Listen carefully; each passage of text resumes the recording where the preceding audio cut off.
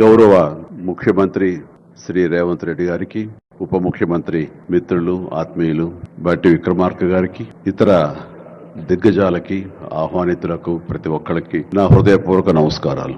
ఇలాంటి ఒక గొప్ప గ్లోబల్ సమ్మిట్ కి తెలంగాణ రైజింగ్ అంటూ ఒక గొప్ప ఇనిషియేషన్ కి 2047 ఇది ఎట్లా ఉండాలి అనే ఆ ఊహ తన బ్రెయిన్ చైల్డ్ అయినటువంటి ముఖ్యమంత్రి గారు ఆహ్వానిస్తే అది చాలా ప్రివిలేజ్డ్ గా ఫీల్ అయ్యాను, ఎంతో గౌరవంగా ఫీల్ అయ్యాను, ఎంతో ఆనందంగా ఉన్నాను. అందరూ మీ అందరితో పాటు ఈ రోజు ఇక్కడ నేను పార్టిసిపేట్ చేయడం అనేది నాకు దక్కిన గొప్ప అవకాశం, గొప్ప అదృష్టంగా నేను భావిస్తున్నాను. అయితే ఇక్కడ కేవలం చిరంజీవికి మాత్రమే ఇచ్చారు, అందుకే చిరంజీవిని ఆహ్వానించి అక్కడ కూర్చోబెట్టారని నేను అనుకోవటం లేదు. ఇది రేవంత్ రెడ్డి గారికి సినిమా పరిశ్రమ మీద ఉన్నటువంటి గౌరవం, సినిమాల ఇంపాక్ట్ ఈ సొసైటీలో ఎలాగ ఉంటుందో బాగా తెలిసిన వ్యక్తిగా వాళ్ళందరి తరపున ఒక వ్యక్తి ఉండాలి కాబట్టి చిరంజీవిని ఆహ్వానించారని మాత్రమే అనుకుంటున్నాను. ఈ రోజు నేను ఒక చిరంజీవిగా రాలేదు, చిత్ర పరిశ్రమ తరపున ఒక ఏజెంట్గా, వాళ్ళ రిప్రజెంటేటివ్గా నేను ఈ రోజున వచ్చాను, ఇక్కడ ఆహ్వానించబడ్డాను.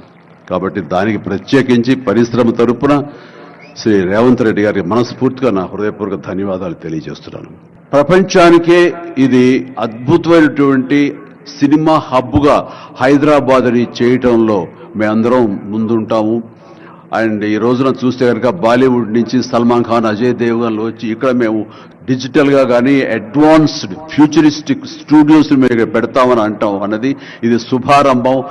ఇదే ఇన్స్పిరేషన్ గా నేను కానీ, నాగార్జున కానీ, వెంకటేష్ కానీ, ఇతర హీరోలు కానీ, ఇతర ప్రొడ్యూసర్స్, నిర్మాతలు ఎంతో మంది ఈ రోజున ఇక్కడ ఉన్నారు. వాళ్ళందరూ కూడా ముందుకొచ్చి చేయాలన్న ఒక కుతూహలం కానివ్వండి, అది పూర్తిగా ఛార్జ్ అయి ఉన్నారంటే ఎలాంటి అతిశయోక్తి లేదు. ప్రపంచం మొత్తం ఎంటర్టైన్మెంట్ రంగానికి సంబంధించి ఈ తెలంగాణ వైపు, ఈ హైదరాబాద్ వైపు మనం చూసేలాగా చేయగలుగుతాం, చేస్తామన్న ధైర్యం నాకుంది, భరోసా ఇస్తున్నాను. నా వంతు కృషి నేను చేస్తాను. నా ఈ అవకాశం ఇచ్చేందుకు ధన్యవాదాలు. జై తెలంగాణ, జై హింద్.